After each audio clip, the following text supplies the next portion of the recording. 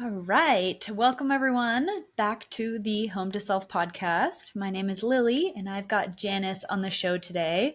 Welcome to the show, Janis. You are a trauma sensitive movement specialist, founder of My Body Couture, a studio in Calgary, I believe, in person.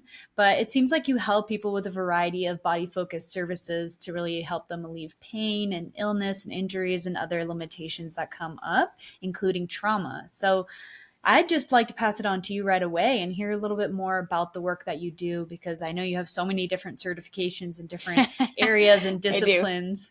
Yeah, as I was doing my research, I was like, wow, you have everything from like anti-gravity yoga to Gabor Mate's compassionate inquiry. Like, so cool to have such a wide range of understanding of the body and trauma and all these different specialties. So I'll just hand the mic over to you, let you introduce yourself a little bit more in the work that you do. Okay, well, you did a lovely introduction. So, I literally can't summarize it better than that. But I am a body focused practitioner, and I work with people, as you mentioned, with all kinds of different limitations, everything from pain to I have people that have terminal illnesses. I have people that come in specifically because they have been referred by a therapist. So it's a whole range of people. Quite commonly, most of these folks have been to other practitioners, and I actually prefer people who have had medical testing of some kind so that we can kind of rule out, things that should be addressed by a doctor or another medical clinician. So essentially, I'm working with exercise and movement. And the word movement there gets highlighted, asterisk, underlined, starred, all the things, because I think that in our culture, we really talk about exercise and we rarely talk about movement. And where a lot of people really suffer is the capacity and the ability to move without discomfort. So when we talk about pain, yes, you're sitting at your desk with back pain, but when your workday ends and you want to go for a walk or you want to ride your bicycle or you want to engage with other humans that are important to you or want to travel, that's where really people find that becomes a limiting factor to wanting to move, to wanting to engage. Or actually, sometimes I have people that don't want to do those things because they're like, it sucks. It's not a great process. I hate going to the gym. And so what do we do to really incorporate that into the body? And where that really is impactful on mental health, I give a lot of presentations to therapists. And I say the following, which is that nobody can be really mentally healthy if they're not moving. And 100% of the therapists will always agree with me. And so even in that context where the therapeutic process is really important for people, it gives skill sets, it helps people work through things that have happened in their life or that could happen in their life. I'm a huge fan of people going to therapy, but even in that context, people who do that professionally will agree that movement is so core to our mental health. And that's the one piece that if you listen to fitness marketing, it's never in there. It's all about, getting your bikini body and toning your thighs or whatever it is for different purposes.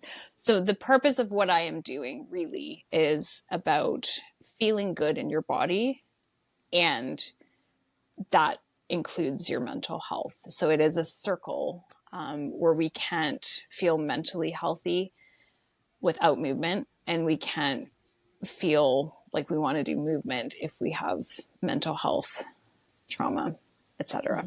issues in the way. Yeah.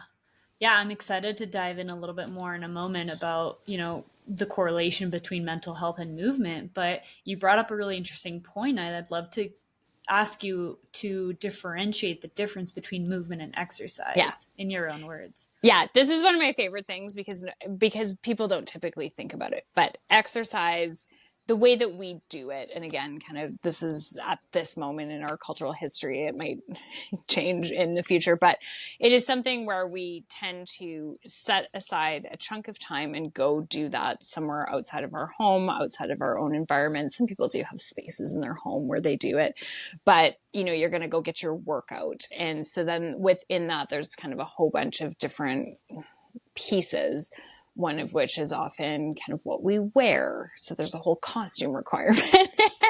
And I have a lot of functional fitness gear as well. It does play a piece, and there's a reason that it exists, but that can be a barrier for people too. They think that, unless you're head to toe in Lululemon, that you can't go inside a gym. But then we also need to kind of carve out that time on the calendar. So even if that is a piece of home gym equipment, or whether it's something at a facility, it's something where we kind of take our life, we set aside our life. We are not cooking, we are not cleaning, we're not socializing, we're not doing anything. We are going to do this particular activity. And that's outside of maybe listening to a podcast or watching television. We don't do anything else while we're doing that. Whereas movement, I'm moving my arm right now. I am engaging in kind of movement. And so we don't typically track that. We don't measure it. We don't count calories against it. It's not kind of, our very goal oriented society says, well, that doesn't do anything. But movement without limitation is actually super important. So it's those little steps to your car every morning. It's those little steps in the grocery store. It's taking a walk with a friend. It's volunteering and taking those steps. It's going down the hallway to a coworker's office. So a lot of the kind of more important pieces of movement actually happen when we're not setting aside pieces of our calendar, and we're just doing the thing, and we think nothing of it. So that's really where it is for me. That's like the gold. That's the gold. So whether you work out or not, because I do have clients that actually do exercise on top of our work together. If I could wave a magic wand over everybody, it would be to move more. I love that. It's reminding me of something that I have a friend that owns a functional movement and yoga chiropractor studio in North Boulder here. And she always talks about movement snacks. She's like, the same way you snack during the day, like get up in the middle of your day and do some movement, do some deep stretching or whatever it is, to just have that be more of a part of your life than just all at once at the end of the day. Which makes more sense too, because that's just incorporating it into your lifestyle as opposed to just like these big chunks that probably are more injury prone too, when it's like you're exuding so much in one force. Yeah. I mean, that's a great point. That is true. Many people have a highly stressed lifestyle, highly stressed life, and actually adding more stress to the body, first of all, can be very negative. But then trying to maneuver the whole calendaring of it all that's yet another stress. And then another stress when you have to go buy new shoes and new garments and new things. And then you sign up for that gym membership. And often those are quite long in terms of time. Perhaps there's a money piece of it. So there's a lot of that when you really look at statistics in North America of how many people are going to the gym, it's not working for the vast majority of people. Like 85% of people don't even have gym memberships. So that's really, if you have gym membership and it's working for you, carry on. But, we know that for most people, we do not get enough steps. We do not get enough exercise. So we do need to look for like those little movement snacks. I like that. Mm-hmm. Yeah. And it gets to be more fun that way is what I've realized too. Like sometimes I really just don't want to go sit in a smelly weight room and do my workout, Yeah. Yeah. How can I do this in a way that actually I would look forward to doing and like enjoy doing in the process, which for me looks a lot like getting outside and going on a walk or doing yoga or something like that. So I feel like it's more accessible. There's nothing natural about going to a gym. And I think that gym culture has introduced a lot of amazing things into our life. And we have a human existence now that does have leisure time, which yay for us. So not to suggest that we should go back to this period in time, but my grandma recently passed away. She was 101 years old. So when I kind of dial back, because I could talk to her and ask her what her life was like when she was growing up, she rode a horse to school and they had to feed and water the horses and they had to groom the horses and she lived a mile from the neighbor. So if they wanted to socialize, she would have to walk or take the horse. And, my child is in he's now a little bit older than that, but I was like, wow, I literally walked 6 stairs down the staircase and then put you in the car and dropped you off at the front door. Right. And so I think that this is really the first time in all of history that we don't have to move to eat. We don't have to move to socialize. We don't have to move to do anything.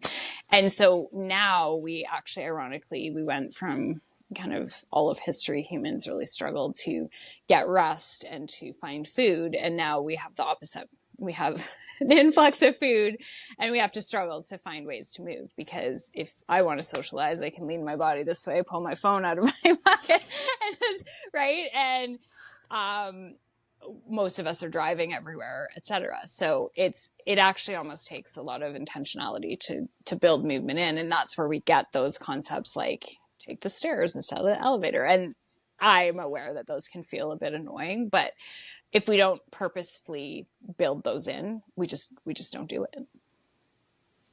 Yeah, this is bringing so much perspective to our sedentary modern lives, and how it was just a natural part of being human. In order to feed yourself and socialize, it required more movement, and now it just doesn't. And that's why I think people do struggle more with this as just a normal part of life. But I'm so curious to hear, like, how did you get into this? Like, did you have your own personal journey with your body or something you struggled with in an injury? Yes. Or like, how did you become so passionate and such an expert in this? The answer to all of those is yes. So, I wish that I had like sort of that moment where I could be like, this is the reason why, but it really wasn't that. I mean, I grew up and I'm like the least athletic person that's ever been alive in North America. Like, I cannot play sports. I'm terrible at anything where you take a ball or a puck or anything towards me. I'm like, I don't know where it is. I don't know how to hit it back. Like, I don't know what's going on. And so that actually did shape a lot of kind of my personal philosophy around how I work, because a lot of things that come very easily to other people, just like they don't work over here. So it's just not happening. So, I mean, I actually live in Canada and I went to school in Canada, and I think that the US has this as well, but your presidential fitness tests, do you still do those in America? I think so. I actually don't know. I went to school. I grew up in Costa Rica, so I don't even. I mean, I was in like an American school system, but we didn't have that, so I don't know. So nobody knows. Maybe one of the listeners knows and can text or email or tell one of us. But we had something similar in Canada. So I don't know if they've phased it out or what they've done. But basically, they put every student through kind of like it's actually kind of cruel and awful. But everybody would have to, you run as fast as you can run, and then they would give you like your ranking in terms of like where you sit in a national level. And I remember in grade 7, I was the bottom 1% of flexibility, which like always makes a person feel so good about themselves. Yeah, love that. Like, why do we need to know that? Right. And why am I all the things that like I forget important fun times of my life, and I'm like, damn it, I remember that one. Okay, cool.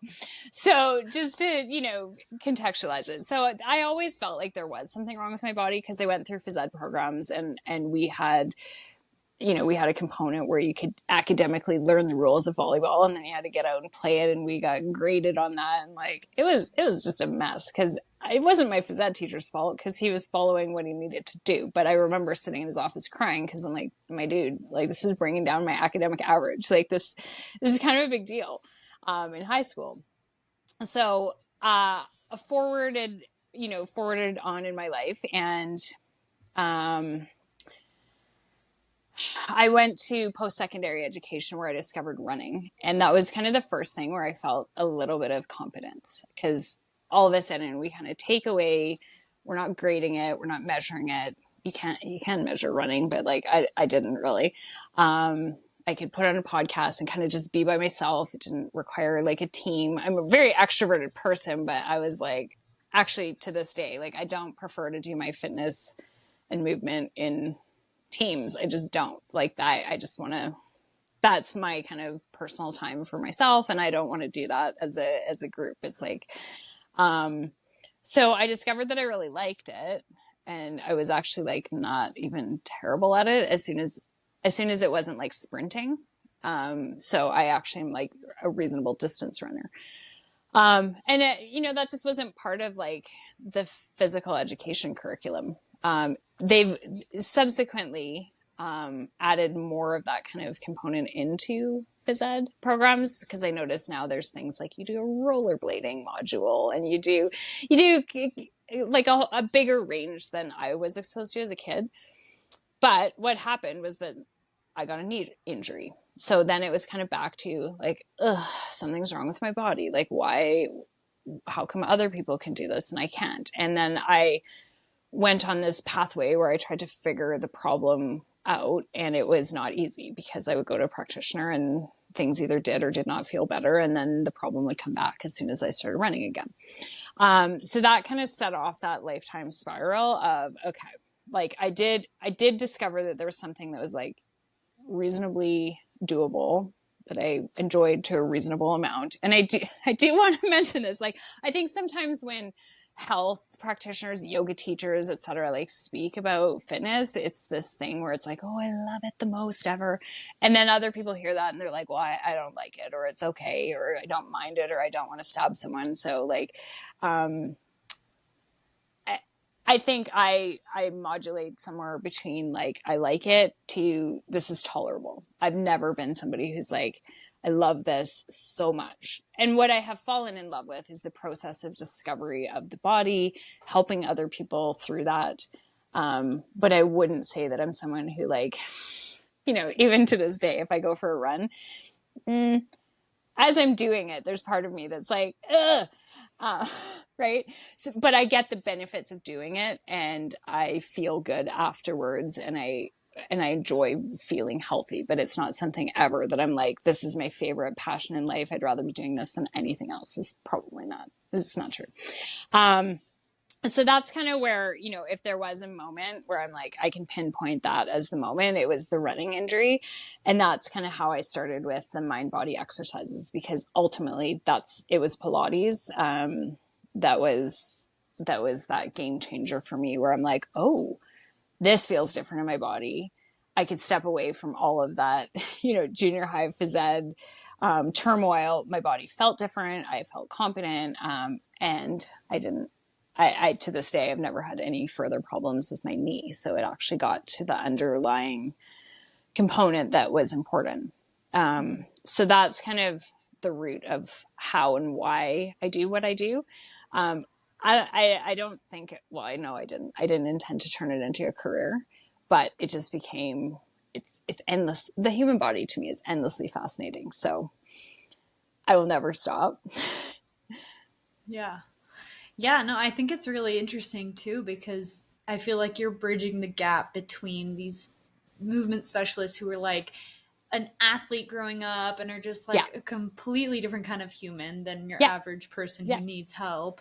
And it's just interesting to hear about your story, and that you're not like obsessed with sports and whatnot, No. because it's more relatable, at least for someone like me, you know, who enjoys movement, but I'm not like crazy about it. Yeah, no, and that's exactly where I am. And so it is because I had many years, like I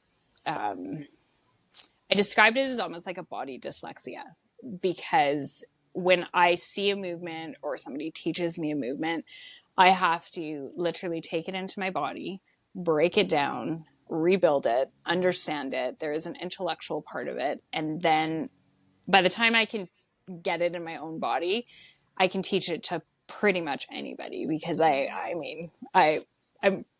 don't think I'm actually the bottom 1% of flexibility, but like I am probably like on that bottom end in terms of just like physical literacy.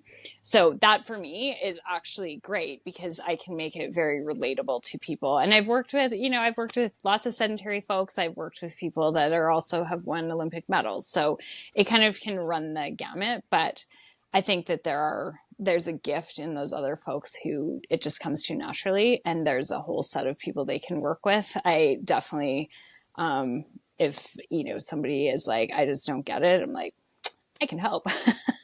Mm-hmm. Yeah, there's something about being able to simplify something that is very complex. That's actually, I believe, like a level of mastery that is, you're just going to be able to relate to so many people and reach so many people, because it's simplifying it for where people are at. And so, yeah, I love that. I think that that's really relatable. And I'm curious to hear where trauma came in Yeah. or how trauma plays a role in this. Good question. So I already kind of left a couple of breadcrumbs with the something is wrong with my body. So that is actually, and I didn't know it at the time, but that is actually often a bit of a trauma response. So when we grow up and we have trauma exposure, it changes the body. So what I don't know what your level of familiarity with trauma research or trauma information is, but have you read The Body Keeps the Score by Bessel van der Kolk? I have. I would Okay. say I have like a decent Yeah. understanding. Yeah. Okay. I mean, to me, that book is kind of like everything that people really fundamentally need if you're not like going deeper into the work. But really, for anybody who's listening who hasn't read that book, I mean, the summary of the multiple hundreds of pages is that the trauma lives in the body. And so trauma is an exposure to something that is overwhelming to your body. It does not need to be something that someone else deems as a big event. It's just something that your body's like, ooh, that's more than I can take on and process right now. And sometimes that's because you have other things going on in your life. Sometimes that's because you're 3 years old. Sometimes that's because it's these kind of stacking things year after year, etc. So sometimes they are huge events. Often they're relational. And we are more vulnerable to them when we're children because it's a lot harder. Like we don't have that emotional braining capacity to sort of, we can't self-soothe, parts of our brains haven't developed, etc. So I didn't have an awareness of that. I just had that awareness that like something felt different about my body. So as I proceeded down kind of this pathway of starting to do trainings and education and teaching and changing my career, etc., what I would notice happened for people. So in addition to that sort of sensation that I had where I was always like now I would almost call it a trigger where I would do something and then like other people found it way easier. And I'm like, what's wrong with me? You know, it's a lot of those thoughts would kind of pop in. But I started to notice when I worked with clients, because I always worked privately with clients, is that we would kind of get a certain distance into the work where we're doing kind of body work in particular. And out would come these really challenging stories, often paired with, I don't know why I'm telling you this right now. So I teach a technique called Yamana body rolling, and that one in particular kind of it's ball stimulation on the bone, and it's opening up space in the joints. So you're working through muscles, you're working through fascia. It's very deep to the body. It changes your posture, it changes the space in your joints. And that one quite often would just end up, you know, I would have people crying or people telling me these really difficult, traumatic stories. And I knew that there was something to this and I didn't know what to do about it. Like I remember going down the hallway to a therapist's office and like, what do I do? Like put crystals in my bra? Like how do I work with this? And how do I not go home also and just be like, oh, because this is something that in teacher trainings back in those days, like they didn't talk about, you know, it was called mind body, but then 99% of the training was not about the mind. And so what was happening?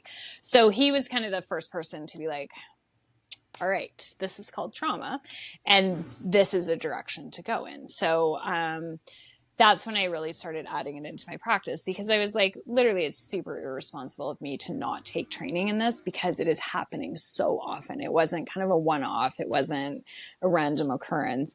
And then as I started to do those trauma trainings, whoa, that was a life changer on my body. So even though I didn't change those kind of physical practices that I was doing, just a lot of that, the way that my body would take in and move through exercise started to change. Yeah, I could imagine that adds like a whole nother level of awareness to the movement that you're Yeah. doing, Yeah. which can promote that much more healing and growth, I would imagine. What are some signs for people who, because I feel like from my understanding, trauma, you know, it's like if we don't pay attention to the nudges, it can like get worse and manifest as like actual disease or illness or Yeah. whatnot. And so I'm curious to hear if you have any symptoms that you've seen or just signs that the body's giving that are pointing to maybe some trauma in the body. We'll start there and then we can talk about some ways to to move through that potentially? Yeah, so that's a really great question. And because I do get referrals in from therapists, that's often a question, like, how do I know when that shows up? So I just want to kind of cloak this answer before I give it, to say that this is not a clinical diagnosis, because I am not a diagnostic clinician. So, there are things that kind of show up regularly, but I am not somebody who's like, that's trauma, you need to, Yeah. So I do refer to therapists as well. Like it's they refer to me, I refer to them, but it is, what I'm about to say isn't saying that if you have these things that you have trauma. So trauma will change the way that we relate to our body. So one thing that can arise is hatred of the body. Now that one can be really challenging, because we live in a culture where, especially, it's shifted over time, but for any woman that was alive and of a certain age in the 1990s, like, we were just bathing in like gross body shaming everywhere. So then it becomes really challenging of like, how much of this is acculturated versus this is trauma. But it's really that obsession to returning to, I hate this, I hate that. And embedded within that is another component, which is related but different, which is thinking of the body as an object. So we live inside our body, and when we are actually separated from it, like, this arm is disgusting, that kind of idea, that can be a sign. So again, those two often are kind of embedded because they'll show up together quite often, but it can be separate. One of the biggest pieces, and this is kind of jumping ahead a little bit. So there are evidence-based components to some of what I do.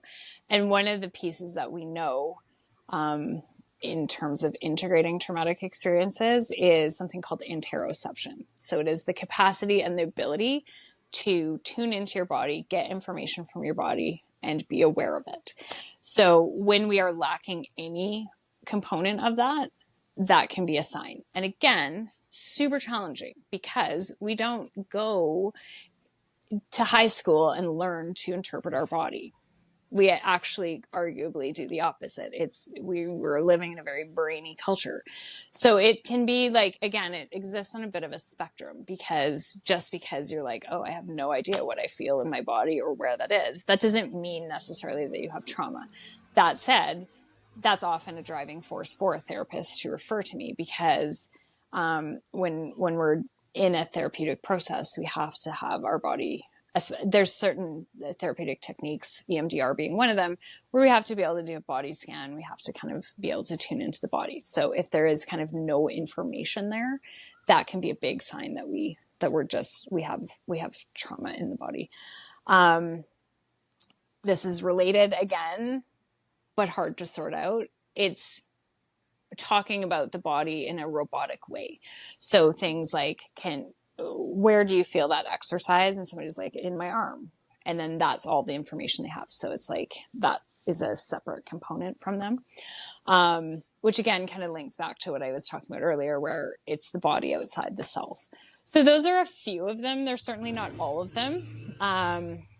Something else I see is people that go from 0 to 100 in terms of emotional reactions. I would do that as well. So it kind of was like, I wouldn't be aware that I was triggered. It would just start to go like, I would have all these like cognitive thoughts that would just ruminate. So what I would do is jump from my body into my brain. If you've always done that, that's a hard one to kind of be like, that's not something that you want to do. So it's the inability to kind of read gradations. So sometimes that'll show up in people that will describe themselves as perfectionist or type A or recovering one of those, because it often just means like you don't have any modulation. It's just either you are here or you are there, and you miss everything in between. Pain. So not all pain is from trauma, and not all trauma causes pain. But when we get, that's one of the reasons that I work with pain. Disease and illness, same thing. You mentioned that already, but again, I do not think that anybody who shows up in my space with a disease, I do not think, oh, this person has trauma.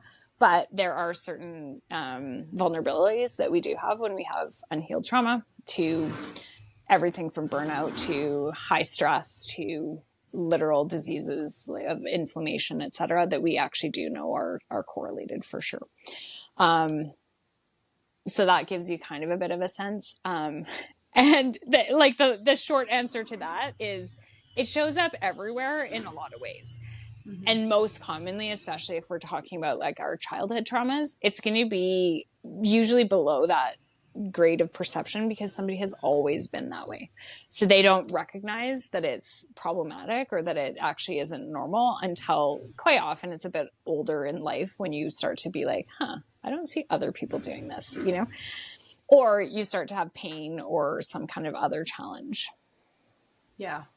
Yeah, of course, trauma is a very complicated topic to unpack. And so, but I appreciate you kind of giving some patterns and some symptoms that you've seen and signs, because I'm sure there are patterns in how this can start to show in the body. And I feel like starting to connect those dots can be a good motivator for people to lean into maybe a more trauma sensitive or trauma informed style of movement, as opposed to just continuing exercise that may not be getting to the root.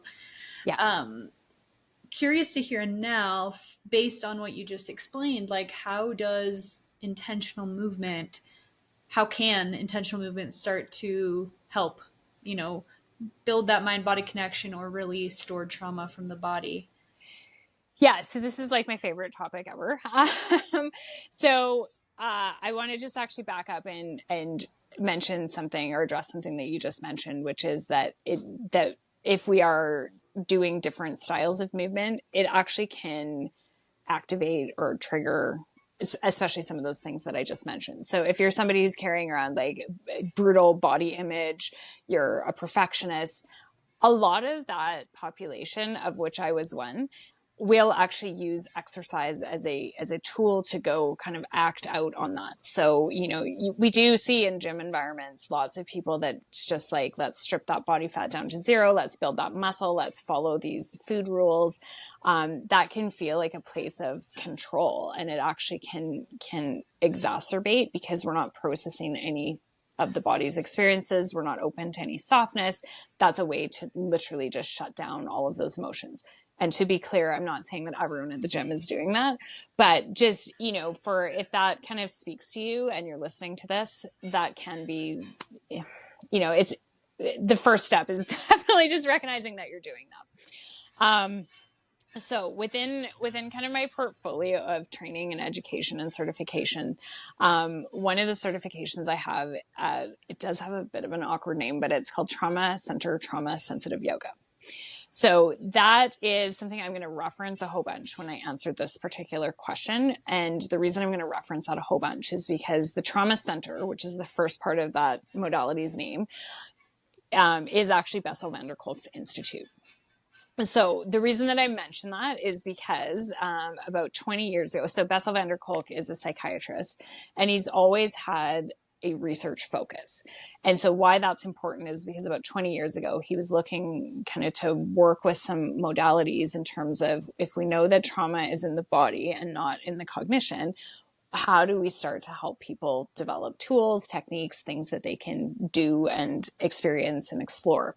So there are other tools out there like art therapy, music, etc.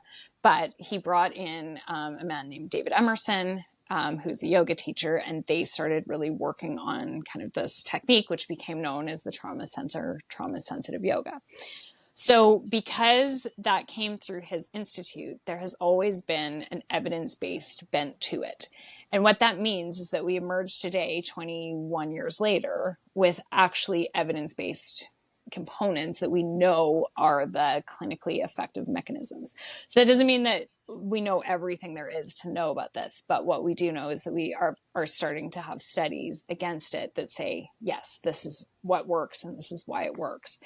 So that matters a lot because some of the things that I'm about to say sound super simple.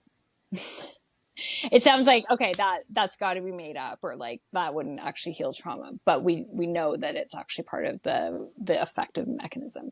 So one of the pieces, and often the largest piece, is actually choice.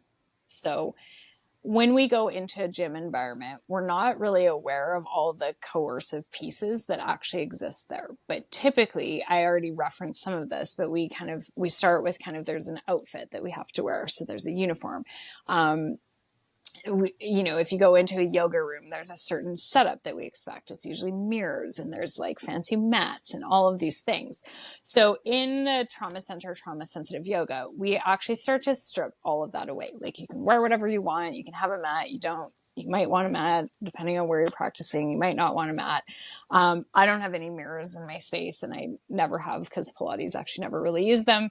But the instructor is not the boss of the whole setup. So we actually are referred to as facilitators. And what we facilitate is the opportunity for somebody to explore choice in the body. So I'll give you a very concrete example. So if interested, you might choose to raise your arm, any amount, any speed. You might choose to raise your arm, or you might choose to bring your arm forward and backward. So that would be an example. And that's going to be very different than going into a traditional yoga studio or a traditional gym, where we are told what to do. And we are told often micro corrections of how to do it. So the yoga world has stepped back from a bunch of that, but I do have other yoga teacher training, and there can be, now rotate the thumb 20 degrees to the ceiling. So it's really not about choice in those environments. There's often a lot of that coercion, where if you do not do it, you're kind of called out. Sometimes there can be public naming or shaming, or even using you as an example of what not to do. There's an idea always in those other environments where one day you'll be able to achieve this shape with your body. So in TCTSY, we actually are completely divorced from that, because what we know is that trauma exposed people have some point, that the very root of the traumatic experience is that we've lost choice over our body. So in all of our facilitations, it's choice, choice, choice, choice, choice. So we kind of give a bit of a structure to a guideline of a shape, but you choose how you are in it. You choose it whether you want to be in it. You choose whether you want to repeat. You choose the speed. You choose kind of the depth, or the application of how you want to do that. So if there was kind of one takeaway message that I would have from listening to this recording, it's really, how do you choose to move? And I will say that my own experience with this work is, at some point I ended up crying doing like a simple arm lift, like when I just cued you through, because I'm like, oh my God, I have never had choice over my body, because I went from, I went through those phys ed programs where it was like I was trying to get a certain grade, and I was trying to just not be embarrassed in front of my peers. And then I was running, and that was like a whole other thing where I was like, we got to do this. And injury, I didn't feel like, I felt bad in my body, and I was just trying to not feel that. And then I think, being a woman in this culture, a whole lot of stuff around how my body needed to look, and how I needed to present myself, and what I was supposed to, what shape I was supposed to achieve, etc. So it was very interesting to actually experience authentic choice, because I had never felt it. And so if that resonates with anybody, this could be a technique that really does speak to you. And we're not looking to like raise our heart rate or to achieve something. It's like, how do we just be in the body? So another component of that TCTSY work that we know is evidence-based is rhythm. So another thing that I'm saying that sounds so simple, we know just from, honestly, if you watch a mother rock the baby or pat the baby, there's a lot in the human nervous system that really responds to rhythm. And so what we do in our movement is we invite exploration of, for example, a circle. So you may choose to move your body forward. You might choose to move it backwards. You might choose to move it in a circle. And quite often the experience that I have with my clients when we're doing this is they've never done that. So if you're in like a warrior two posture, usually it's this very rigid, very kind of linear position. there is no rhythm to it. You kind of come into the shape, you feel your muscles shake, you try to get deeper. They encourage you to like find your edge. It's very linear and square. And so we know that the body and the nervous system actually responds to rhythm. So we're constantly kind of inviting people to find that rhythm. Movement is fundamentally rhythmic. So if you go out for a walk, your pelvis rocks forward and back. We actually know that that's one of the reasons that your digestive system, it helps your digestive system function and get motility. So the body is just a fundamentally rhythmic machine. It's part of the reason we love music, right? And so just inviting that piece into movement, exercise is so critically important. And again, trying to do it outside the confines of, I've spent a lot of time in gyms in my life, but the music where you just kind of like tune out of your body, or you start following that, and it's not really the rhythm of your body. So that's another thing that I would kind of invite people to explore a little bit, is where can you find rhythm? And it usually feels really unnatural to people because we haven't been conditioned to do that at all. So those are kind of two of the initial elements. I don't want to rattle them all off, but that's the kind of level of things that we're working at in the trauma sensitive yoga, because we know that that helps the body metabolize and integrate, and it really helps the nervous system work with experiences and movement and get us back in our body. And then that's what helps us with that interoception, which is ultimately kind of our goal, is can we feel the body? Because when you can feel the body, you can have that choice back. You can have efficacy of action back. You can actually make decisions like, actually, I'm too tired, or I don't want to do it. Or I'm going to do something else. Yeah, it's like when you strengthen that mind-body connection and actually are able to inhabit the body with all of your senses, and whenever it is you choose to, I feel like you have access to so much more information to then guide your life.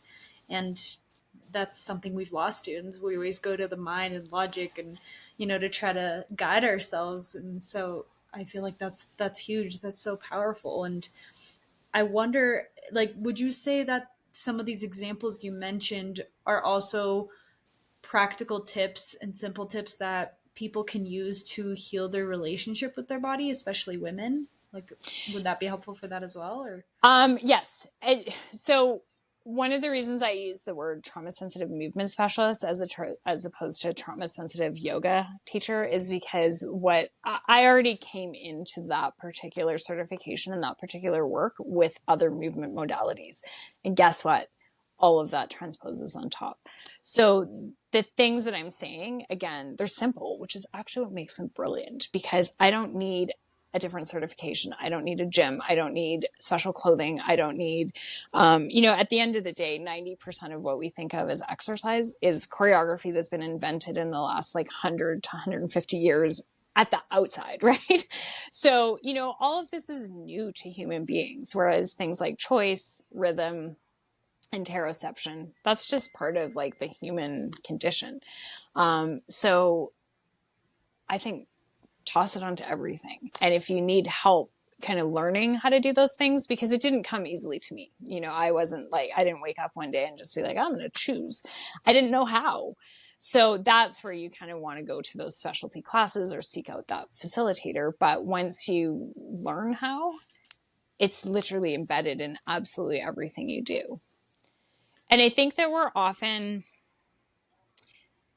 there's a lot of discomfort with the idea of choice in our society, because there's that kind of underlying concept that if we did what we chose to do, we would just it would just all go to hell. We'd just sit around and eat candy, and we'd never sleep, and we'd just have sex all day, and we'd never work. And it's just not really what happens. So usually, humans feel good when we connect with others. We feel good when we're productive. We feel good when we eat healthy food. We don't have a gene that specifically responds to junk food, right?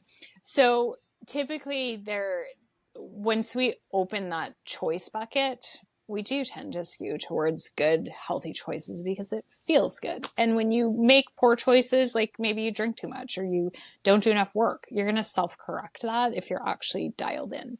So that tends to be kind of people's biggest barriers, is like, how do I make structured choices without just becoming like this gross, gluttonous, like, nihilist, whatever.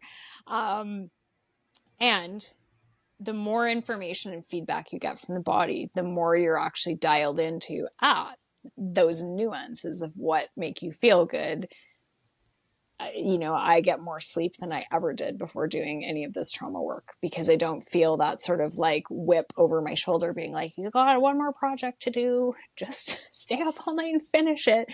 Like, I get how sleep impacts my life and my day and what I eat and how I feel.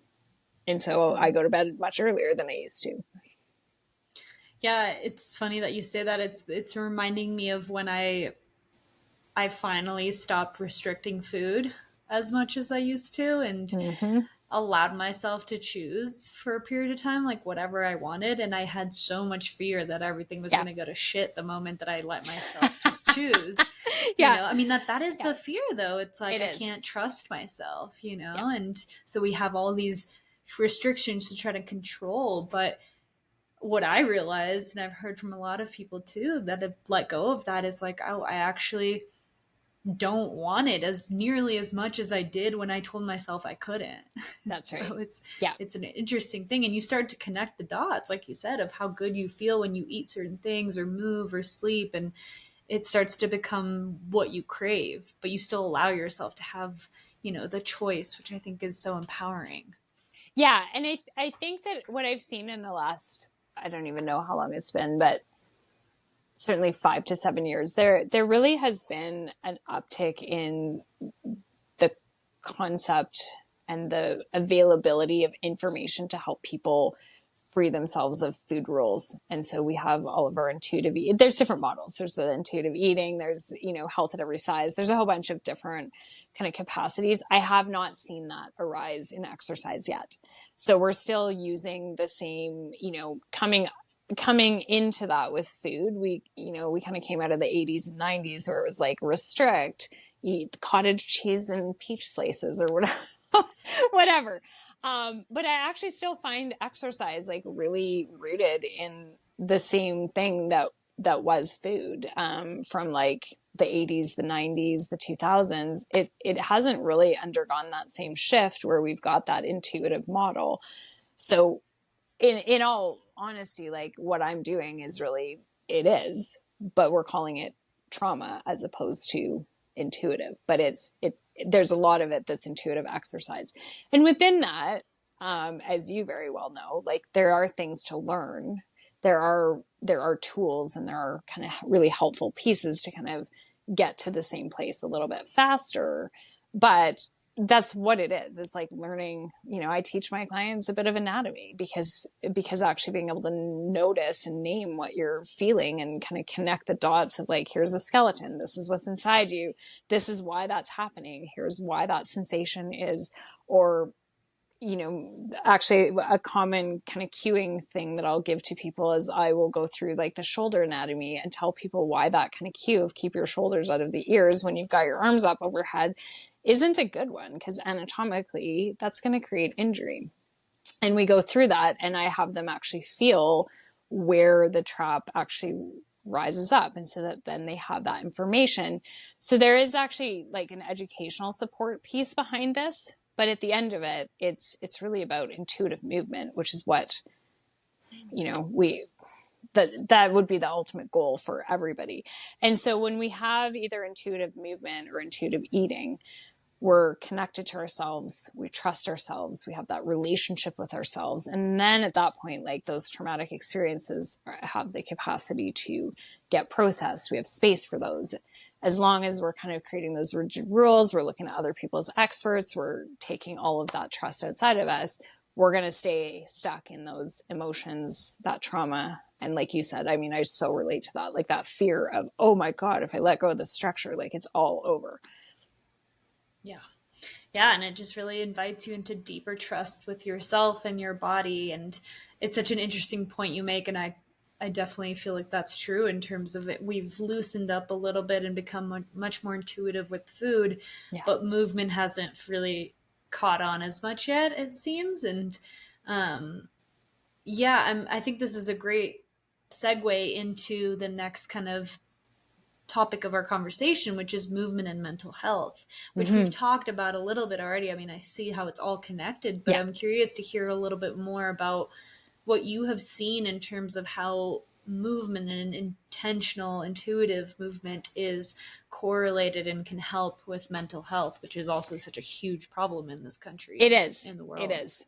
Yeah. So, I mean, my like 6 different answers just rushed into my brain. So, first of all, I will say that this is a very highly studied area. So this is, something that most people will kind of, if you've ever been to the doctor for mental health, they will often address exercise. So that's where we kind of get into a lot of the stuff we were just talking about, which is the traditional exercise. There, a lot of the times that kind of the mechanism of success isn't really there. So, I was reading this really interesting study on depression and I can't remember exactly what movement or exercise they actually tested, but what I have discovered kind of reading a lot of these papers is that all movement is good movement. There's tests on everything from cycling to walking to group fitness classes, etc. But quite often what's really missing is like, what is that mechanism of motivation? So people will do things because they have fear for a while. Like if you go to the doctor right now and the doctor's like, you're going to get diabetes unless you do X, Y, or Z, you're going to do that. But there's a much lower chance that you're going to kind of like, if you check in on that 10 years later, some people actually do kind of follow through with it, but a lot of people really fall off. So what is that mechanism and why do people do it? So first of all, I think that we're missing a whole chunk of that within the fitness world. But what we know from research for sure is that they are neck and neck. So there is not going to be somebody that's successfully exercising and if they have depression or anxiety, that's really like clinically significant. That said, we're also probably not going to see that in reverse. So we know that exercise is more powerful than a lot of the kind of the available pharmaceuticals. So if we can get somebody on that successful exercise program, really, really clinically beneficial. So, that's a really well-studied area.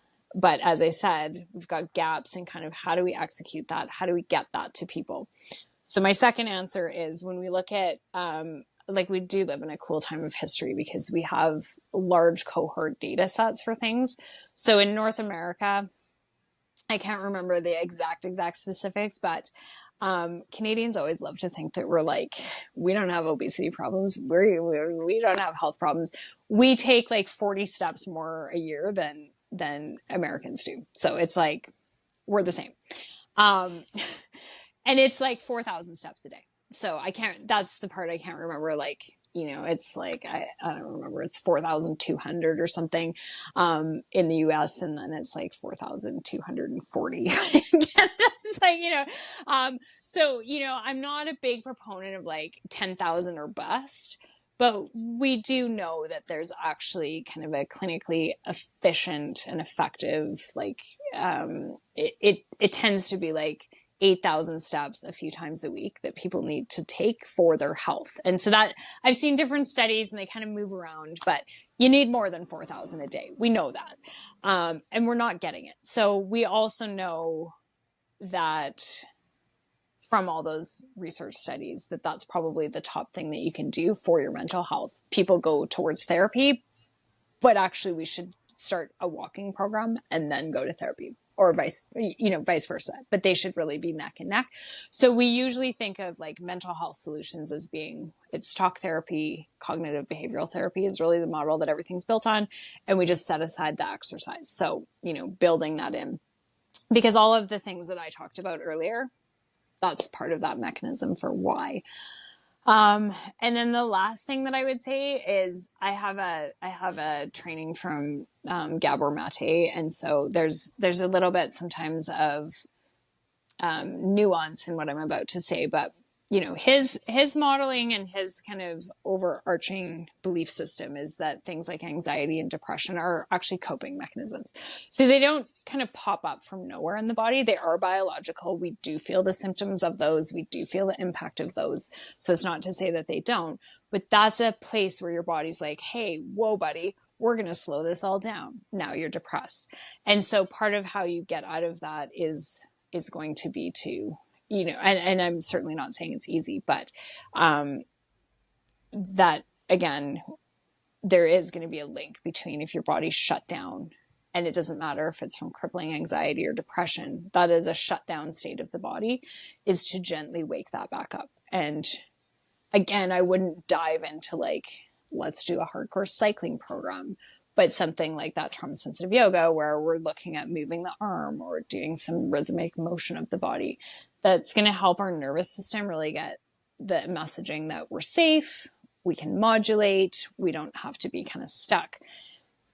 And again, I totally know that in those states of being, it is so hard. So it's not saying that like, you're just going to be like, oh yeah, that's good for me, I'm totally going to do it. Lots of people without mental health problems struggle to do it. But that's where we're kind of turning that model on its side and being like, okay, we don't need a gym. We can do this in the living room. It can be 5 minutes or less. It's just kind of like, what do I feel in my body? And even if the feeling is like, it's heavy, feels like I have a pit in my stomach. Okay.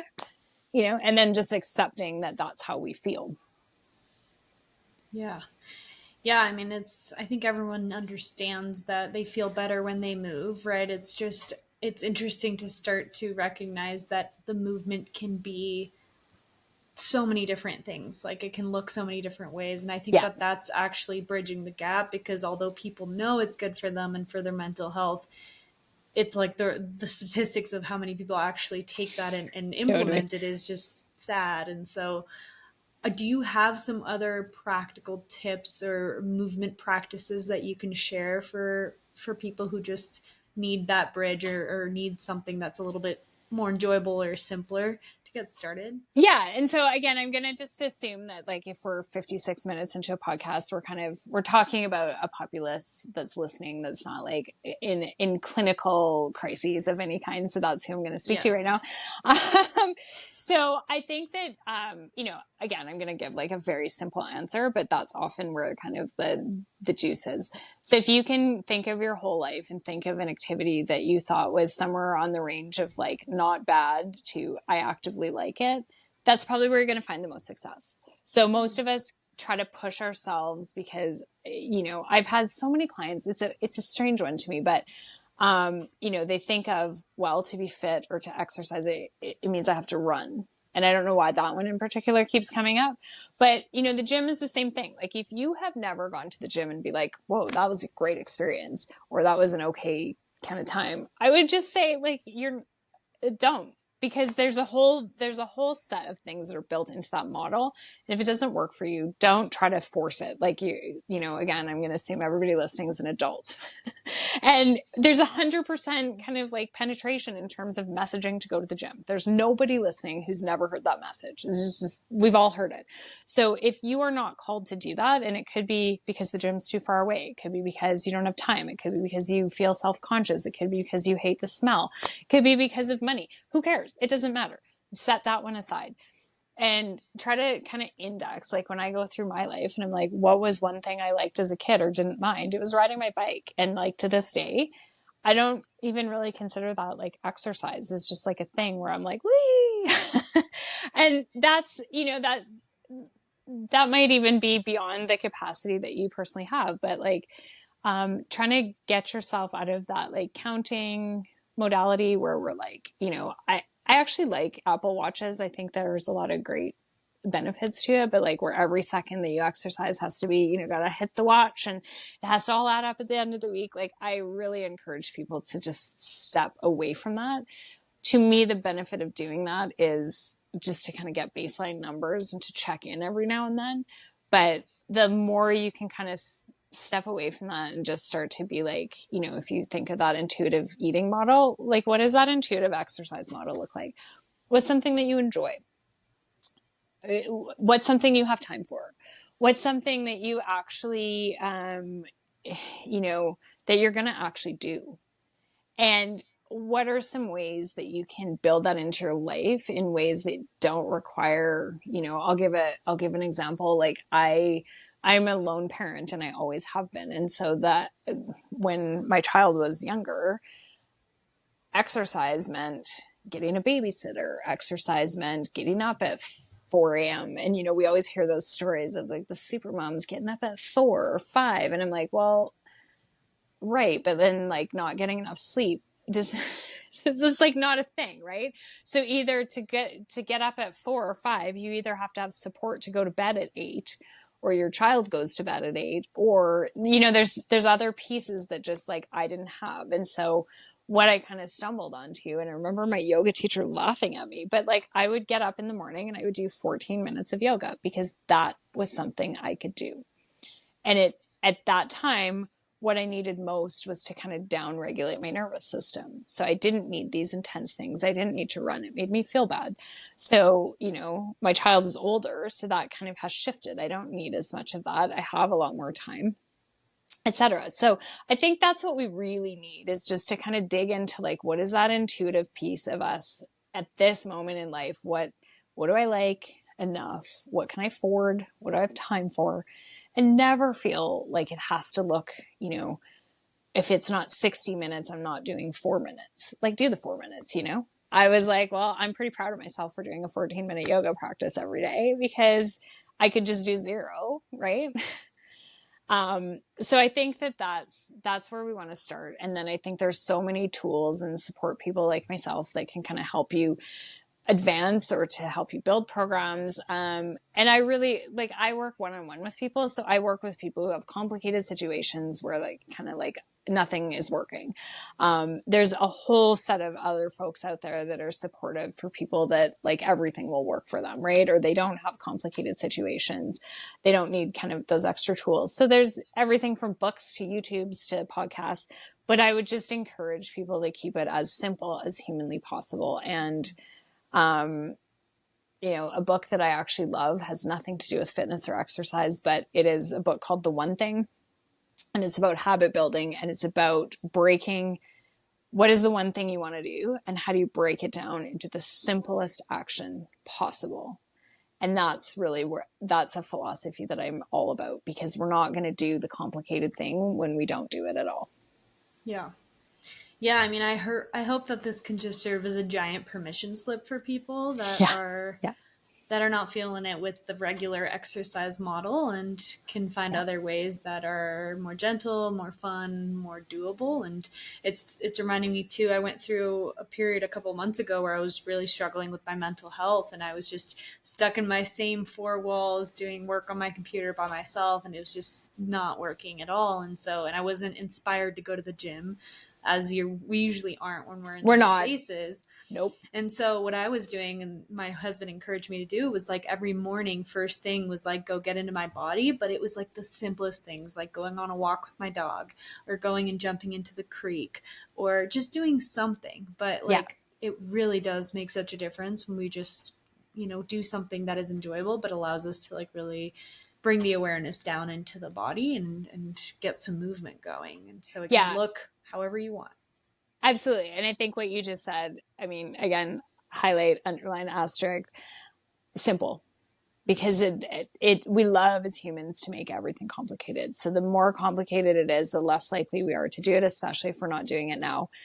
There's a study that I absolutely freaking love from the UC Stanford, and it actually came through the economics department, and they studied what a gym contract looked like. And the results of it were hilarious to me, because if you were to get like a cell phone contract today, you would look at how many minutes you use, you would look at kind of whatever you're doing at the moment, and you would buy something that actually matches it. Like if you never use your phone, you don't need an unlimited plan. If you're talking all night, you're going to get that unlimited plan. If you never text, whatever. That's not how people behave when it comes to fitness. We have what's called, this is like such a great phrase, they called it irrational exuberance. And so people basically, they projected forward to what their future self would do a year from now. And it didn't matter what they were doing today. So they're like, a year from now, I'm going to go to the gym 5 days a week. And so they would buy that unlimited gym membership. And then guess what? It didn't happen. And what they actually found is that there was a super small percentage of people that used the facility at all. And they still found, economically speaking, that it would have been better for those people to buy drop-in day passes, because the average use amongst the group that did use it only went 2 days a week. And so it would have been cheaper just to be like, I'm gonna pay more today and use it today. And then there was a whole set of people that didn't use it at all. And the best part of that was that they would renew the membership. So after, even after that year passed, they're like, ooh, and they didn't want to kind of be that person, so they would renew it. And that's just not behavior that we do in any other context. You don't go buy a car based on the fact that you drive 0 and then be like, yeah, a year from now, I need, a high performance vehicle and I'm going to overspend on that. But we do that with the gym for some reason. So that's where kind of, I like sharing that anecdote because it's funny, but also really be aware of that kind of that idea in yourself. And I think we have that for gyms as opposed to cell phones or vehicles, because we don't attach our self-worth in society or our work ethic, or there's a whole bunch of kind of little pieces psychologically that are really tied into us as like, be it our body weight or our fitness levels or our work ethic, etc. And that's really tied into like, I'm a good person if I go to the gym. So just start to also kind of notice where those belief systems come in, because that's because we don't have like a lot of systems work around gym and fitness and culture. Just start to notice those pieces, because they're there in most of us because we've never thought about them. We don't give that stuff any thought. And so we're likely to actually be like, hey, this is too simple, I'm not going to do it. Yeah.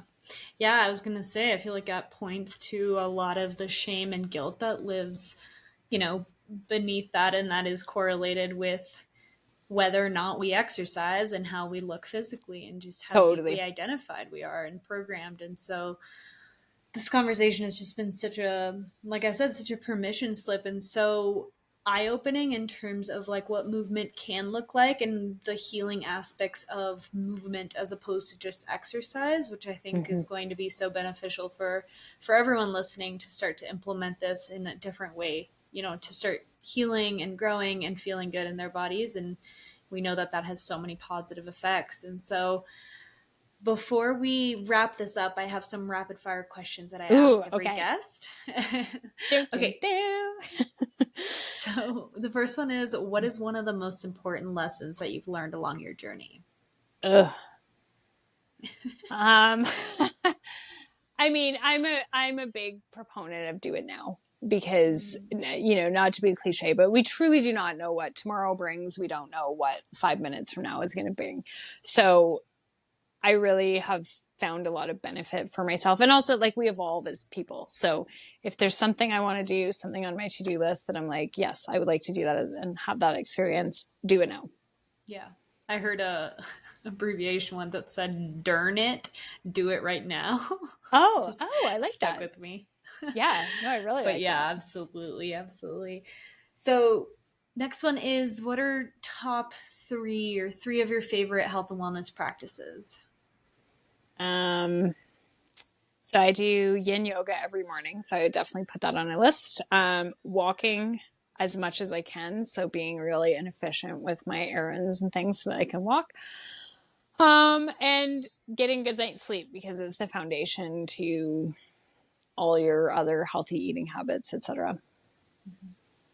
You mentioned a couple books already, but is there another book you'd like to share with people who are interested in diving deeper into this conversation? I'm going to mention a couple of authors. So Trauma Work, Peter Levine, Bessel van der Kolk, Gabor Mate, Stephen Porges. Do Exercise a Bit of Caution. Stephen Porges has written a book called the Polyvagal Theory, which is not for lay people. So he's got a book that was just published in 2024 that definitely is. But if you kind of dig back into the catalog, it's going to be a tough read. In terms of movement and mindfulness. Again, I'll kind of give two authors. There's David Emerson, who I referenced earlier in the conversation. He does have 2 books on trauma sensitive yoga. And then David Treleaven has written a book on trauma sensitive mindfulness. And so they are similar and related. Those are some of the people I have learned from. And then in terms of the nervous system, which is tied into all of this, Deb Dana has some great material. And then obviously, like, there's tons of books out there on yoga and Pilates, and I think those are great techniques. Beautiful. Last question before we share how people can connect with you is, the podcast name is Home to Self, and I love it because it incorporates so many different meanings for different people. But I'm wondering, for you, what does coming home to yourself mean to you? Yes. So before we started talking, the podcast application process had your podcast name, and that has actually always been a phrase that I've actually, before I did my trauma trainings, I used that phrase a lot. I did become aware in that work that some people have never felt at home in their own body, but in my own practice, I did feel like doing this work really did return me to kind of previous versions of myself, where I could feel at home in my body. I could have that kind of childlike sense of joy and awe and wonder and things that we want. And it doesn't mean that it created that for me every second of the day. But at the end of it, in this lifetime, our self and our body is where we live. And kind of for me, that's, obviously I'm going to give an answer that's really rooted in the body. But when we're home to self, we kind of can rest at ease of our authenticity and our bodies and our experiences. And we're going to go through those kind of ups and downs, but we can just really be inside this little house. Mm-hmm. Yeah, I love that. And the body is such a big part of that. So yeah, thank you so much for sharing all your wisdom. It's amazing. I feel like I could listen to you talk for so many more hours. There's so much information in your brain. But thank you for thank you for sharing it with us and for breaking it down in such a simple way to really understand. I know simple doesn't mean easy, but it is. Mm-mm. People can take this information and actually apply it. And I think those are some of the most powerful episodes. So thank you so much. Share with people how they can connect with you. And do you also work with people one-on-one online, or is it just in person? No, I do work with people one-on-one online. So I have a component of my practice that is digital. So that's great because I do have people from all over the country, all over the world, etc. So my business name is My Body Couture, which is 3 words. First word is my, M-Y. Second word is body, B-O-D-Y. Third word is couture, C-O-U-T-U-R-E, which is the French word for custom fashion, basically. So you can find me at the .com. You can also find me on any social media site where I'm active. That is my username. I will kind of preface by saying I'm not like the hugest, I'm not posting like tons of reels and content. I do post podcasts. I do write. So there's articles that you can read.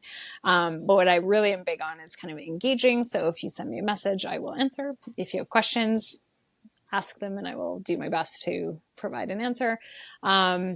So if there's anything that, anybody who's listened to this has on their mind, burning questions, personal circumstances, certainly reach out and I will definitely answer. Beautiful. Awesome. Well, I will include that in the show notes below for people as well. Other than that, thank you so much, Janis. This has been such a fun conversation and so informative as well. So I'm inspired. Thank you so much. Thank you. That's really kind. This was really great. Thank you so much for having me. Of course. All right, everyone. Thank you so much. We will see you next week.